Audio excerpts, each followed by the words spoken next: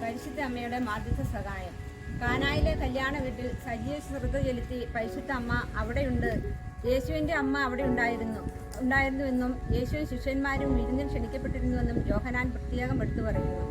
യേശുവിൽ വിശ്വസിക്കുന്നവരായ നമ്മുടെ ഭവനത്തിൽ, നമ്മുടെ ബലഹീനതയിൽ, നമ്മുടെ കുറവുകളിൽ നിറവിനായി പരിശുദ്ധ അമ്മയെ നിലകൊള്ളുന്നു. അപമാന ദുഃഖത്തിലേക്ക് വീണു പോകുന്ന അവസ്ഥയിൽ നിന്ന് അവരെ സഹായിക്കാൻ അമ്മ ഓടിയെത്തി. അവൾ മാധ്യസ്ഥം തൻ്റെ പുത്രനോട് യാചിക്കുന്നു. അവർക്ക് വീഞ്ഞില്ല എന്ന് പറഞ്ഞുകൊണ്ട് പുത്രന്റെ മേലുള്ള അമ്മയുടെ അധികാരം പ്രയോഗിച്ചുകൊണ്ട് അവൾ പരിചാരകരോട് പറയുകയാണ്, അവൻ നിങ്ങളോട് പറയുന്നത് ചെയ്യുവിൻ. ഇവിടെ മകൻ അമ്മയെ അനുസരിക്കുന്നു, അതുപോലെ പരിചാരകരും അമ്മയെ അനുസരിക്കുന്നു.